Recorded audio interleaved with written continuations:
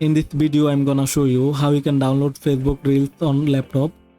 So first open your Facebook Reels and then on the bottom right corner, click on the share button. Now you need to copy the link. Click on copy link.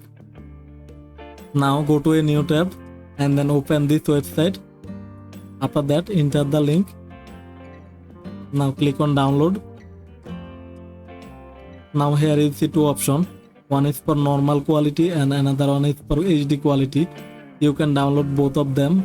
For example, I am going to download HD quality. Just click on that. Now it will ask you to save. Just click on save. And it's downloaded. Now you can open the video. Click on that. So that's how you can download Facebook Reels on laptop.